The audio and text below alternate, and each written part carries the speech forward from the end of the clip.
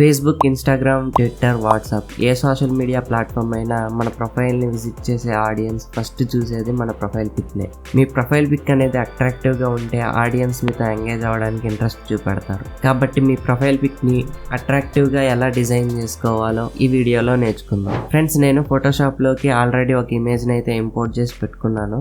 So ఈ ఇమేజ్ని use చేసి మీకు ప్రొఫైల్ పిక్ ఎలా డిజైన్ చేయాలో చెప్తాను. మీరు మీ ఇమేజెస్ మీద అయితే ట్రై చేయండి. ఫస్ట్ ఈ ఇమేజ్ బ్యాక్గ్రౌండ్ అయితే రిమూవ్ చేయాలి. సో నేను మీ టైం సేవ్ చేయడం కోసం బ్యాక్గ్రౌండ్ని రిమూవ్ చేసి పెట్టుకున్నాను. ఒకవేళ మీకు బ్యాక్గ్రౌండ్ రిమూవ్ చేయడం ఎలాగో తెలియకపోతే దానికి సంబంధించి ఆల్రెడీ నేను ఒక వీడియో అయితే చేశాను. ముందు ఆ వీడియోని చూసి ఈ వీడియోని అయితే కంటిన్యూ చేయండి. ఇప్పుడు ఒక కొత్త డాక్యుమెంట్ అయితే క్రియేట్ చేసుకోవాలి. దానికోసం నేను ఫైల్లోకి వెళ్ళి న్యూ ఆప్షన్ని సెలెక్ట్ చేసుకుంటున్నాను. దీనికి షార్ట్ కట్ వచ్చి Ctrl+N. ఇక్కడ నేను 2000 పిక్సెల్ గ్రిడ్ని అయితే తీసుకుంటున్నాను. ఒకవేళ మీకు ఈ ఆప్షన్ కనబడకపోతే పైన మనకి ఆర్ట్ అండ్ ఇల్లస్ట్రేషన్స్ ట్యాబ్లో మనకి 1000 పిక్సెల్స్ 2000 పిక్సెల్స్ గ్రిడ్ అని కనిపిస్తుంటాయి. నేను 2000 పిక్సెల్స్ని ఎందుకు తీసుకోవాలని చెప్తున్నానంటే హై రిజల్యూషన్లో డిజైన్ చేసుకుంటే మన ప్రొఫైల్ పిక్ చాలా షార్ప్గా హై క్వాలిటీలో కనిపిస్తుంది. సో ఇక్కడ 2000 పిక్సెల్ గ్రిడ్ని సెలెక్ట్ చేసుకొని క్రియేట్ బటన్ మీద క్లిక్ చేస్తే మనకి కొత్త డాక్యుమెంట్ అయితే క్రియేట్ అయిపోతుంది. ఇప్పుడు ఈ డాక్యుమెంట్లోకి నేను బ్యాక్గ్రౌండ్ రిమూవ్ చేసి పెట్టుకున్న లేయర్ని అయితే ఇంపోర్ట్ చేసుకోవాలనుకుంటున్నాను. సో ఇలా ఇంపోర్ట్ చేసుకుంటున్నాను. ఇలా ఇంపోర్ట్ చేసుకున్న తర్వాత బ్యాక్గ్రౌండ్ రిమూవ్ చేసుకున్న లేయర్ని స్మార్ట్ ఆబ్జెక్ట్గా కన్వర్ట్ చేసుకోవాలి. దానికోసం నేను ఆ లేయర్ మీద రైట్ క్లిక్ చేసి కన్వర్ట్ టు స్మార్ట్ ఆబ్జెక్ట్ అనే ఆప్షన్ని సెలెక్ట్ చేసుకుంటున్నాను. ఇలా స్మార్ట్ ఆబ్జెక్ట్ చేసుకోవడం వల్ల బెనిఫిట్ ఏంటంటే మన లేయర్ని స్కేల్ చేసుకున్నప్పుడు క్వాలిటీ అనేది లాస్ అవ్వకుండా ఉంటుంది. సో నేను ఇప్పుడు Ctrl+T ప్రెస్ చేసి ఈ లేయర్ని సెంటర్లో ప్లేస్ చేసుకుంటున్నాను. ఇలా ప్లేస్ చేసుకున్న తర్వాత ఒక సర్కిల్ షేప్ని క్రియేట్ చేసుకోవాలి. దానికోసం నేను ఎలిప్స్ టూల్ని అయితే సెలెక్ట్ చేసుకుంటున్నాను. ఎలిప్స్ టూల్ని సెలెక్ట్ చేసుకున్నాక మనకి పైన ఫిల్ అనే ఆప్షన్ కనిపిస్తుంది. దాని మీద క్లిక్ చేసి మనకి కావాల్సిన కలర్ని సెలెక్ట్ చేసుకోవచ్చు. కానీ నేను ఇక్కడ కార్నర్లో కలర్ పిక్కర్ అనే ఆప్షన్ కనిపిస్తుంది కదా, దాని మీద క్లిక్ చేసి సబ్జెక్ట్లో ఉండే కలర్ని పిక్ చేసుకుంటున్నాను.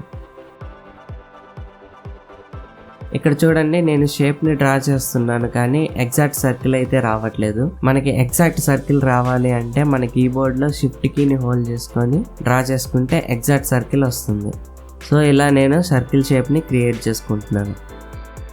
ఇప్పుడు ఈ షేప్ లేయర్ని మన డాక్యుమెంట్లో సెంటర్కి అలైన్ చేసుకోవాలి.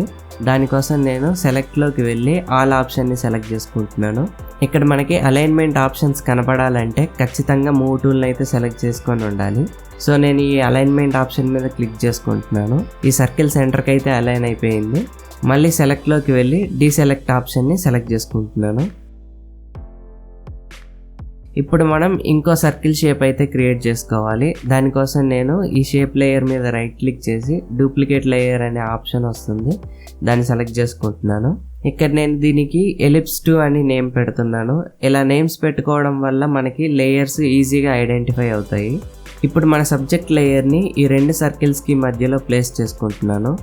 తర్వాత ఈ లేయర్ మీద రైట్ క్లిక్ చేసి క్రియేట్ క్లిప్పింగ్ మాస్క్ ఆప్షన్ని సెలెక్ట్ చేసుకుంటున్నాను. ఇలా చేయడం వల్ల మన సబ్జెక్ట్ అనేది షేప్ లేయర్లో క్లిప్ అయిపోతుంది. అంటే ఆ షేప్లో మాత్రమే మన ఇమేజ్ కనిపిస్తుంది, రిమైనింగ్ పార్ట్ అంతా హైడ్ అయిపోతుంది. ఇప్పుడు ఈ రెండో షేప్ లేయర్ని మన సబ్జెక్ట్కి మెయిన్ షేప్ లేయర్కి మధ్యలో పెట్టుకుంటున్నాను. ఇక్కడ చూడండి, మన సబ్జెక్ట్ని మెయిన్ షేప్కి క్లిప్ చేయడం వల్ల మధ్యలో పెట్టిన లేయర్ కూడా మెయిన్ షేప్కి క్లిప్ అయిపోయింది. ఇప్పుడు ఈ షేప్ లేయర్ కలర్ చేంజ్ చేసుకుందాం. దానికోసం నేను ఫిల్లోకి వెళ్ళి కలర్ చేంజ్ చేసుకుంటున్నాను. కొంచెం ఎల్లో షేడ్లో తీసుకుందాం. ఓకే, నాకు ఈ షేడ్ అయితే ఓకే అనిపిస్తుంది. సో ఓకే పై క్లిక్ చేస్తున్నాను. ఇప్పుడు ఈ సర్కిల్ని కొంచెం చిన్నగా చేసుకుందాం. దానికోసం Ctrl+T ప్రెస్ చేసి కొంచెం చిన్నగా చేసుకుంటున్నాను. ఇక్కడ చూడండి, మనకి ప్రొఫైల్ పిక్కి కావాల్సిన ప్యాటర్న్ అయితే వచ్చింది కానీ ఫ్లాట్గా కనిపిస్తుంది. సో దీనికి డెప్త్ అయితే యాడ్ చేద్దాం. దానికోసం నేను ఒక న్యూ లేయర్ అయితే క్రియేట్ చేసుకోవాలి. ఇక్కడ మనకి బాటంలో క్రియేట్ న్యూ లేయర్ అనే ఆప్షన్ కనిపిస్తుంది. దానిపైన క్లిక్ చేస్తే మనకి ఒక ఎంప్టీ లేయర్ అయితే క్రియేట్ అయిపోతుంది.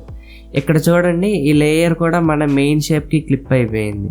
ఇప్పుడు నేను ఫోర్గ్రౌండ్ కలర్ వచ్చి వైట్ తీసుకుంటున్నాను.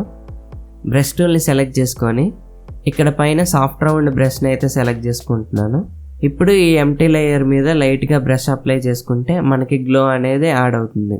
చూడండి కొంచెం షైన్ అవుతున్న ఫీల్ ఇమేజ్లో అయితే కనిపిస్తుంది. ఇప్పుడు ఈ ఎల్లో షేప్ లేయర్కి డ్రాప్ షాడో యాడ్ చేద్దాం. దానికోసం మనకి కింద ఎఫెక్ట్స్ అనే బటన్ కనిపిస్తుంది, దానిపైన క్లిక్ చేసి డ్రాప్ షాడో ఆప్షన్ని సెలెక్ట్ చేసుకోవాలి. ముందు నేను ఈ సెట్టింగ్స్ అన్నీ నన్లో పెట్టేసుకుంటున్నాను. మనకి కావాల్సిన డెప్త్ వచ్చేలాగా కొంచెం కొంచెం వాల్యూస్ని అయితే అడ్జస్ట్ చేసుకోవాలి. నాకైతే ఈ వాల్యూస్ ఓకే అనిపించాయి, సో ఓకే ప్రెస్ చేస్తున్నాను. ఇప్పుడు మన సబ్జెక్ట్ లేయర్కి కూడా డ్రాప్ షాడో అయితే యాడ్ చేద్దాం. So drop shadow option select చేసుకుంటున్నాను. మీరు second time drop shadow apply చేసేటప్పుడు యూజ్ గ్లోబల్ లైట్ అనే ఆప్షన్ సెలెక్షన్లో లేకుండా ఉండేలా చూసుకోండి. ఇక్కడ నేను షాడో కొంచెం మూవ్ చేసుకుంటున్నాను. అలాగే షాడో సైజ్ ఇంకా ఒపాసిటీని నాకు కావాల్సిన డెప్త్ వచ్చేలాగా కొంచెం కొంచెం అడ్జస్ట్ చేసుకుంటున్నాను. ఓకే, నాకు కావాల్సిన షాడో ఎఫెక్ట్ అయితే వచ్చింది, సో నేను ఓకే క్లిక్ చేస్తున్నాను. ఇంకా ఫైనల్గా మన సబ్జెక్ట్ లేయర్ లైటింగ్ అయితే అడ్జస్ట్ చేసుకుందాం. దానికోసం మన కీబోర్డ్లో Ctrl+L ప్రెస్ చేస్తే లెవెల్స్ ఓపెన్ అవుతాయి. సో ఈ రకంగా నేను లైటింగ్ని అయితే అడ్జస్ట్ చేసుకుంటున్నాను. ఈ లైటింగ్ నాకు ఓకే అనిపించింది, సో ఓకే ప్రెస్ చేస్తున్నాను. సో మన ప్రొఫైల్ పిక్ అయితే రెడీ అయిపోయింది. ఇప్పుడు ఎక్స్పోర్ట్ చేయడానికి ముందు ఈ వైట్ ఏరియా అంతా ట్రాన్స్పరెంట్గా కనిపించాలి. సో దానికోసం బ్యాక్గ్రౌండ్ లేయర్ని అయితే హైడ్ చేసుకుంటున్నాను.